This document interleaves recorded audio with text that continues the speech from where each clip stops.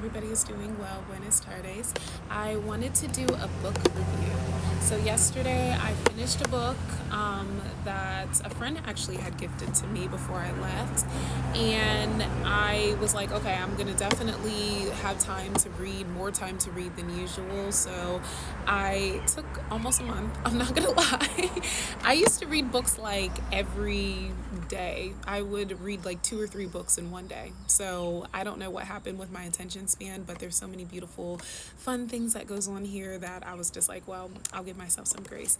But the book is called The Midnight Library. So if you all have read it, definitely stay tuned into this review.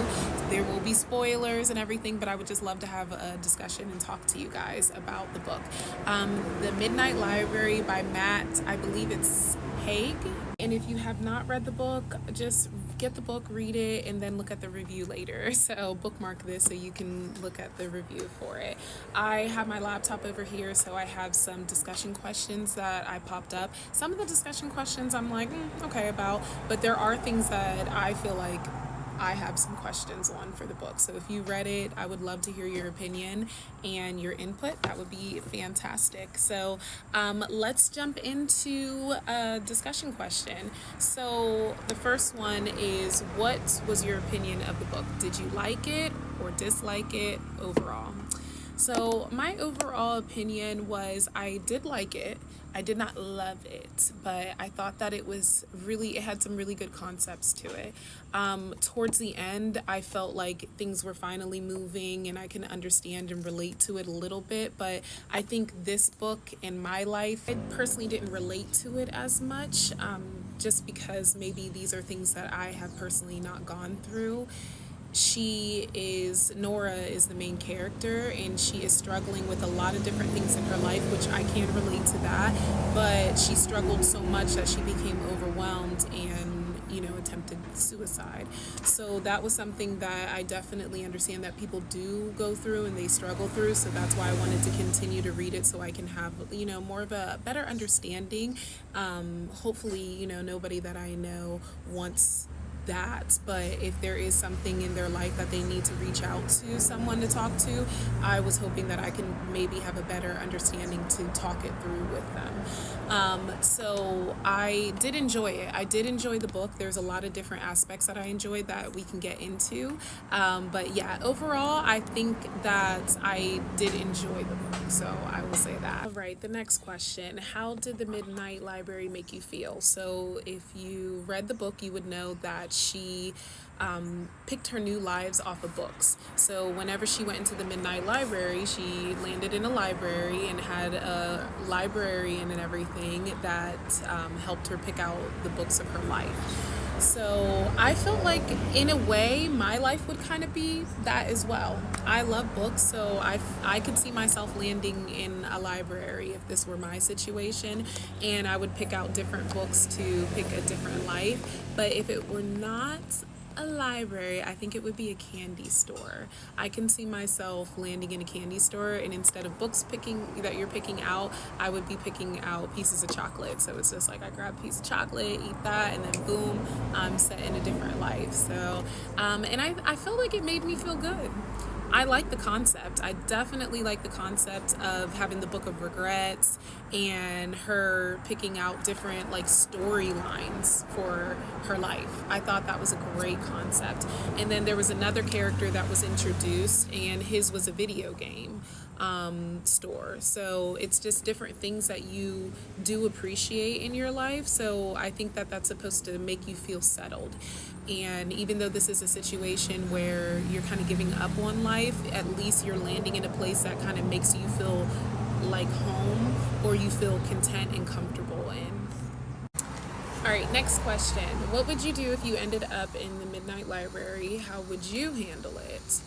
I feel like I might have not handled it differently than she did, but I do feel like some of the things that she was disappointed in, I don't know.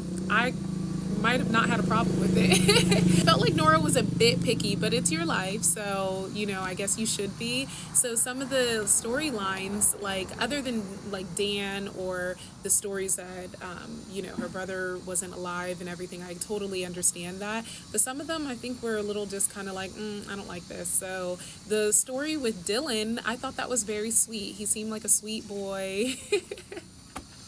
I like dogs, so maybe that's something too. So the story with Dylan, I thought that, she was kind of being blah, but she did have a life with Ash. So if I had known that her life with Ash was going to happen, then I would have been like, okay, Dylan, you're nice, but Ash is the one. I don't know if you guys had felt that. So when I read about Ash, I was like, oh, she's staying in this life forever and for good. And then by the end of the book, they didn't even say that she was going to be with him. I was like, everything else kind of connected the dots between Leo and him taking the piano lessons and everything, and then her rekindling things with her brother, Izzy, all that, made the connection. She met up with Mrs. Elm, but not Ash. So I was kind of like, but I loved the story of her and Ash. I thought that was good. I thought her and Ash were. Which was the most interesting alternate reality in the book, in your opinion? So I would say the most interesting was probably her being a rock star. I felt like that was hard because, people are chanting for her to sing a song that she's never written, that she doesn't even know. So I thought that was an interesting concept. I wish that they got a little bit deeper, or she made it a little bit longer in there. But like I said, her brother was not alive in that storyline, so I understand why she left. The only other one that was interesting was the character that I had brought up before. Was his name Roger? When she was in Alaska. And I honestly, that storyline bored me just a little bit, I'm not gonna lie. Maybe it's just because I don't know a lot about icebergs and stuff, so I was struggling for that storyline.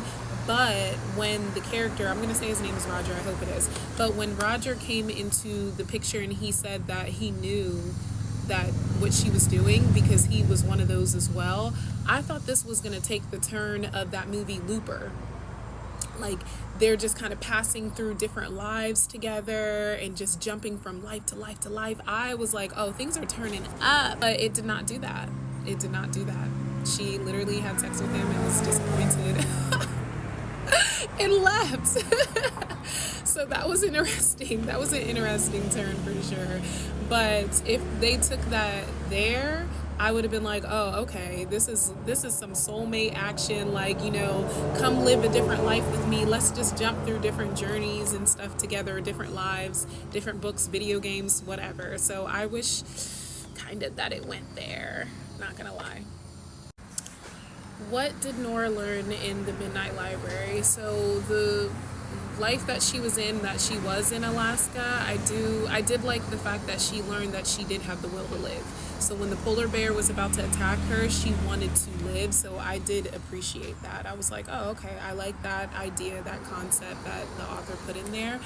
And I think that by the end, she just learned that life can be hard. Life can be absolutely hard, but if you just give it time, it can get better. So whenever she went to the hospital and her brother came out and was just like, I'm so sorry that I was so hard on you. Like, he was like, I was upset with you, but I don't ever want to lose you. And then Izzy ended up texting her back. So it was just something that in the beginning of the book, you thought like, oh, all these people hated her and she didn't have any friends, she didn't have any family, but really at the end of the story, it just needed a little bit more time. So I think that's a good concept to consider, that some days you might have off days, you might have a really, really bad day and you think that it can't get any better, but the sun comes out tomorrow, not to be cliche, but it really does.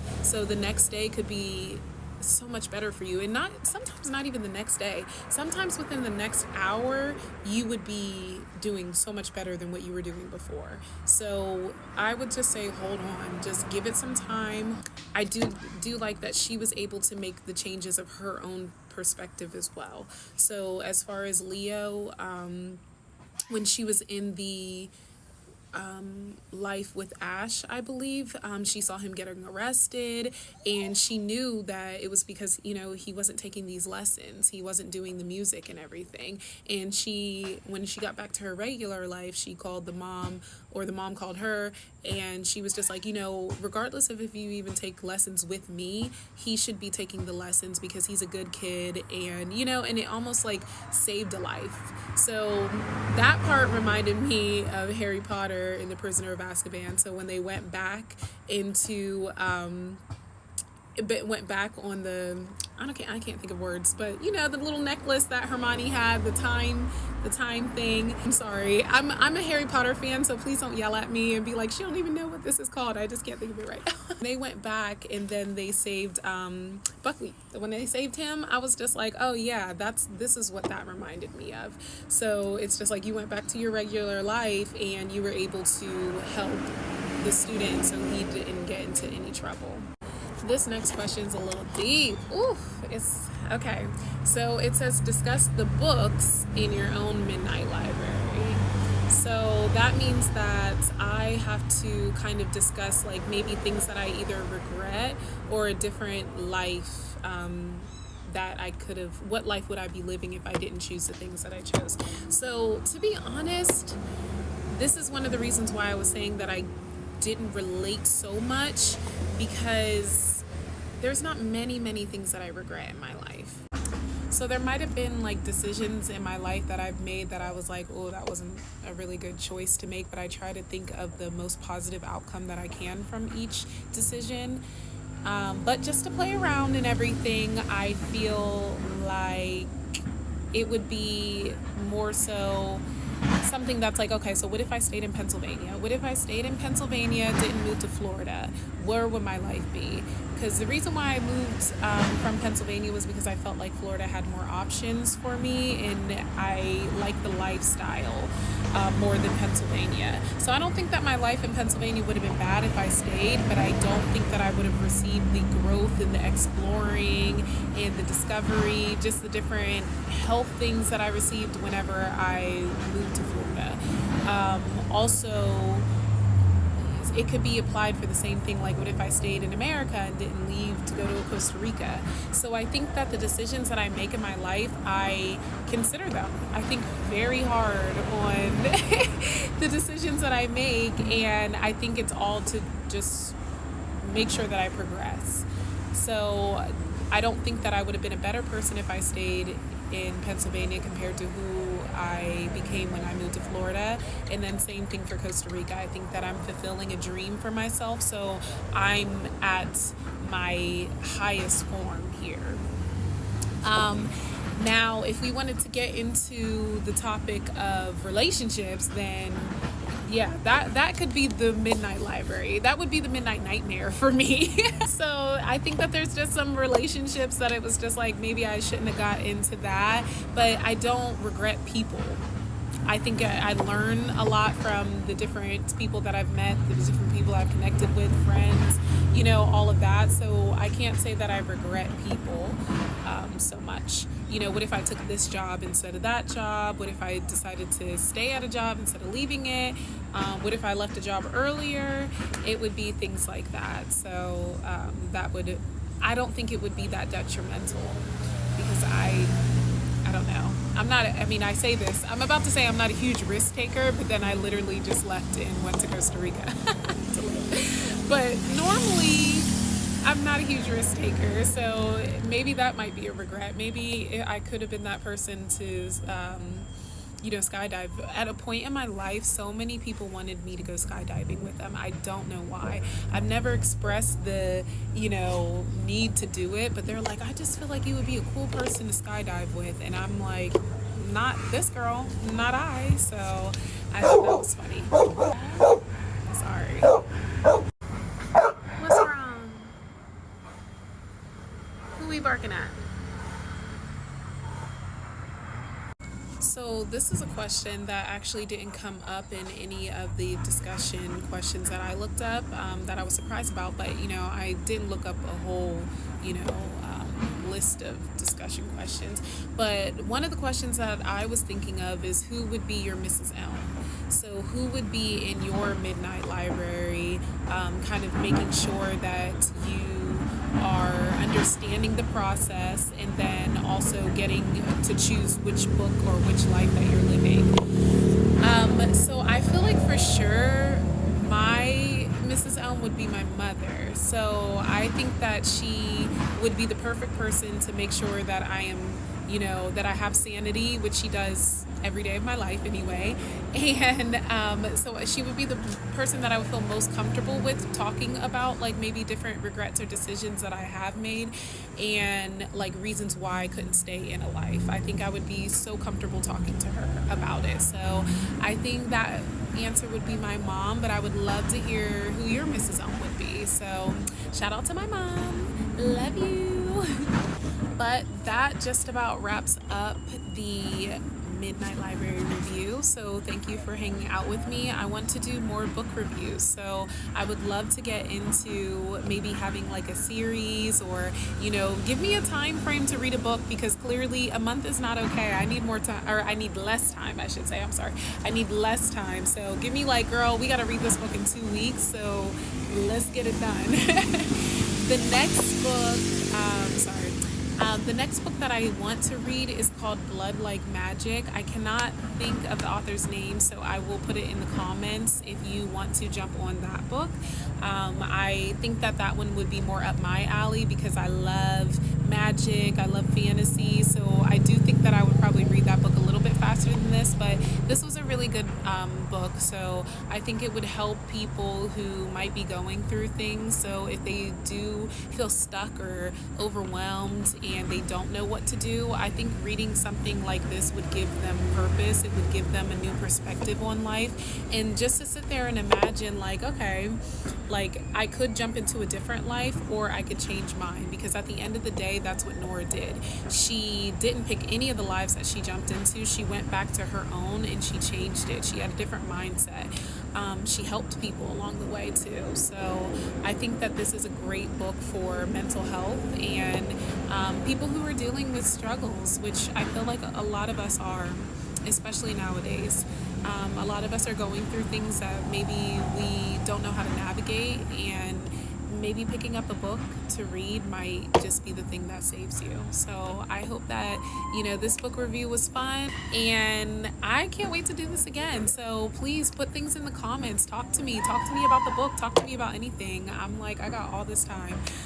But it looks like it's getting lit in Costa Rica right now, so I think I'm about to go to the beach. Let's see what's going on. So I will talk to you all soon, and thank you again. Bye.